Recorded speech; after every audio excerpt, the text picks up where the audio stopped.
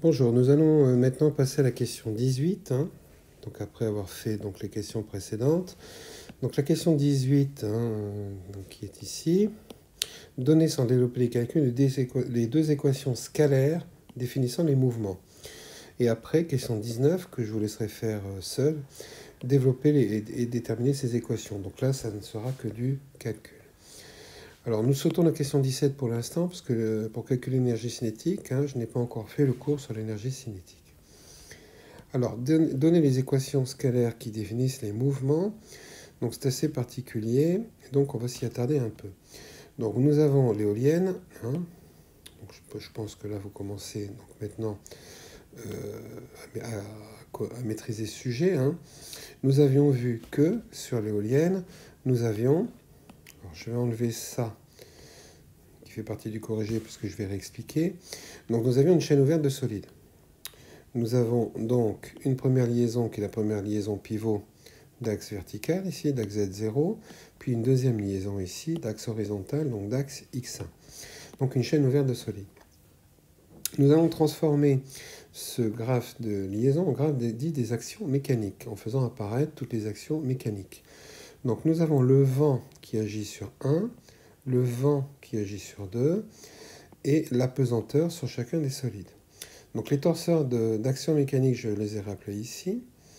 Donc nous avions vu dans les premières questions le torseur de l'action mécanique de la pivot, de 0 sur 1, donc qui a 5 inconnus statiques, 1, 0 suivant l'axe Z, puisque c'est une pivot d'axe Z. Donc ça, je vous renvoie à la question précédente. Ici, ce 0 peut ne pas être un 0 si on met du frottement. Si on met du frottement, en général, le modèle choisi, c'est un moment proportionnel, donc un coefficient F2, à la vitesse de rotation. Donc ça, c'était le rappel de la construction avec le torseur cinématique. Pour la liaison 1-2, pareil, c'est une pivot d'axe X2, donc le pivot qui est ici. Donc idem, nous avons 5 inconnus statiques, et 1, 0 qui est situé suivant l'axe de rotation. Bon, 0 qui peut ne pas être un 0 si on met du frottement, un frottement proportionnel à la vitesse que je peux appeler F1. Donc dans ce problème, nous avons en fait 5 plus 5, 10 inconnus statiques.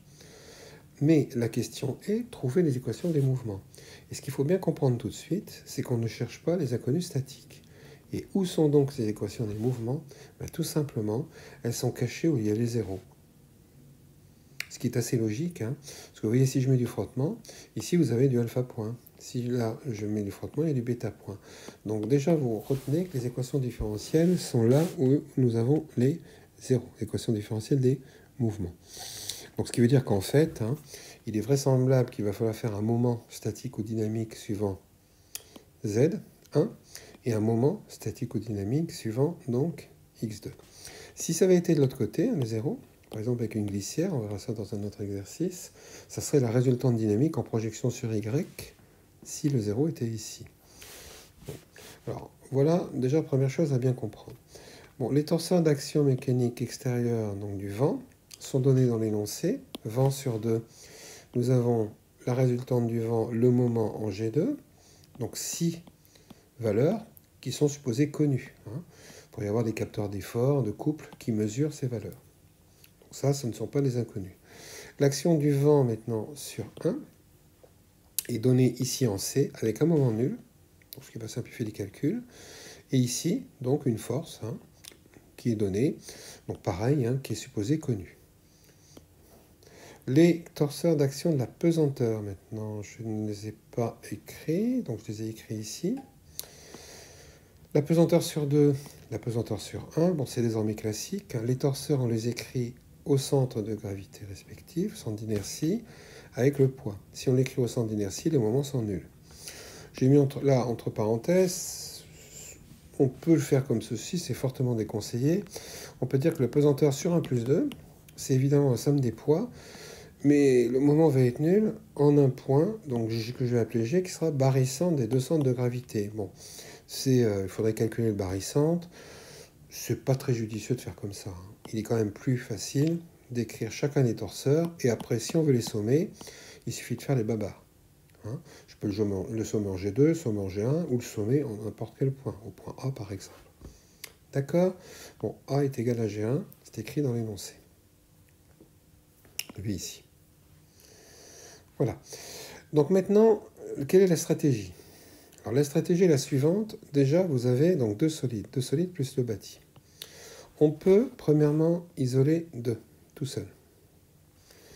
Deuxièmement, isoler 1 tout seul. Troisièmement, isoler 1 plus 2 tout seul. Pas tout seul, 1 plus 2. Ok? Alors, les graphes s'attachent à ça, hein, c'est-à-dire que là, on va voir que ça va assez rapidement avec les graphes. Quand on isole 2, on s'aperçoit qu'il est soumis au vent, c'est connu, qu'il est soumis à la pesanteur, c'est connu, et qu'il est soumis à cette action de liaison, c'est-à-dire celle-ci, où nous avons les 5 inconnus. D'accord? Si on isole 1 tout seul, nous avons le vent, la pesanteur, et nous apercevons tout de suite que ce n'est pas un bon plan, car nous avons les 2 torseurs de liaison qui vont intervenir. Donc nous aurons 10 inconnus. Bon, en clair, si vous isolez 2 tout seul, un PFD va donner 6 équations, parce que c'est un point spatial, à 5 inconnus. Si vous isolez 1 tout seul, vous aurez 6 équations à 10 inconnus.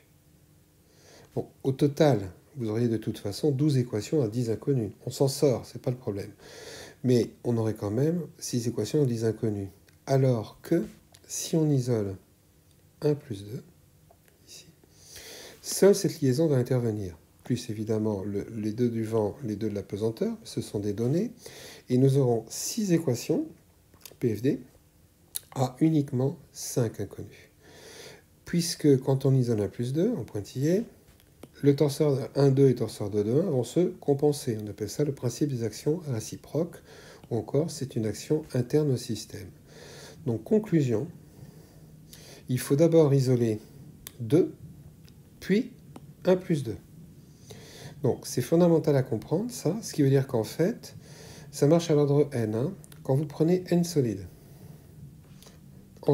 n liaisons en série, ou une chaîne ouverte de solides, on isole toujours le dernier, puis les 2 derniers, puis les 3 derniers, puis la totalité. Bon, vous avez des fois dans les jeux de concours hein, des exemples où il y a 3 solides. Donc si vous avez 3 solides comme ça, en série, donc une chaîne ouverte, on va d'abord isoler 3, comme ça on ne fait intervenir que cette liaison, puis 3 plus 2, comme ça on ne fait intervenir que cette liaison, puis 3 plus 2 plus 1, comme ça on ne fait intervenir que cette liaison. Donc ça, vous mémorisez, parce que pour les chaînes ouvertes, ça sera toujours la même chose. Donc la méthode est unique. Alors que pour les chaînes fermées, c'est plus compliqué. Il n'y a pas de méthode unique et chaque cas va être différent. Donc on verra qu'il sera préférable de faire le théorème de l'énergie cinétique. Donc dans ces conditions, si on isole 2,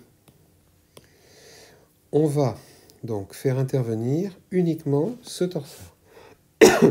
Si on applique la résultante dynamique suivant x, 2, on va trouver grand x2. Si on applique suivant y, on aura celle-ci. Suivant z, on aura celle-ci. Le moment dynamique sur y donne m1,2.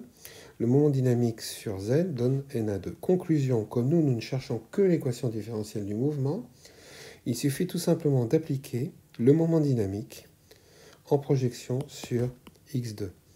Et nous aurons 0. Donc, pour le solide 2, nous allons donc appliquer le moment dynamique à 2 en G2 en projection sur x2. Et nous aurons l'équation différentielle du mouvement. Si, donc pour la deuxième équation différentielle du mouvement, il suffira d'isoler 1 plus 2. En isolant 1 plus 2, comme on vient de le dire, nous allons avoir uniquement cette liaison qui va intervenir. Les 4 torseurs ici vont intervenir, mais ce sont des données. Et quand on va faire intervenir cette liaison, on ne va pas faire le moment dynamique sur x ou y, ou la résultante dynamique sur x, y, z, ça donnerait ces inconnus. Nous, ce qu'on cherche, c'est le mouvement.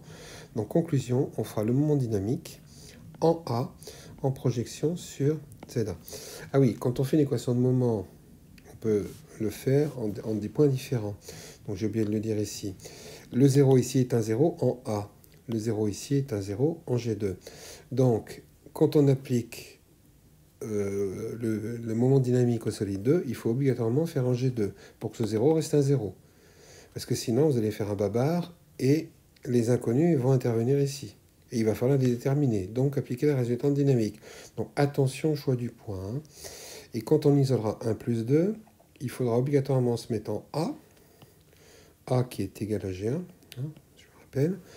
Comme ça, ce 0 va rester un 0. Bon, une fois que ça c'est compris, il n'y a plus qu'à écrire les équations. Donc, nous allons tout d'abord isoler 2. Donc, on isole 2. Moment dynamique à 2 en projection sur x2 en G2. Je rappelle le torseur, le PFD. Donc, ça, c'est le PFD. Le torseur d'action extérieure à 2 est égal au torseur dynamique de 2 par rapport à 0. Nous allons donc avoir, pour les torseurs d'action extérieure, donc la liaison pivot 1,2, le vent sur 2, et qu'est-ce que j'ai ajouté ici? C'est tout simplement la pesanteur sur 2. Donc là, il y a une erreur. Donc là, c'est la pesanteur sur 2. D'accord? Quand on prend le torseur 1,2, comme on se place en G2 et qu'on projette sur X2, nous avons ce 0. D'accord? Quand on prend la pesanteur, donc la pesanteur que j'ai écrit ici, en G2, le moment est nul. Donc d'où les deux zéros ici. Donc ça, c'est pour la pivot, ça, c'est pour le poids. Le vent sur 2, donc le vent sur 2, c'est donné dans l'énoncé. Donc le vent sur 2, en G2, en X2, c'est LV. D'accord? Donc nous allons avoir LV. Et pour le torseur dynamique ici, dans le torseur dynamique, je vous rappelle qu'à gauche, on a un résultant dynamique, mais là, on est en train de faire le moment dynamique. Et à droite, on a tout simplement le moment dynamique. Donc nous avons le moment dynamique en G2, de 2 par rapport à 0, scalaire x2. D'où cette équation qui va être tout simplement la première équation. Alors, qui sera l'équation différentielle du mouvement, dans laquelle vous allez avoir ici du alpha point, du bêta point, du alpha seconde, du bêta seconde, puisque ne pas oublier que 2 bouge par rapport à 1, le paramètre c'est bêta, mais 1 bouge par rapport à 0. Et là, nous avons le moment du vent. Donc si on avait un moteur, donc là c'est un système où le moteur c'est le vent, mais si on avait eu un moteur qui motorisait cette liaison ici, le couple moteur serait ici. Donc c'est assez logique.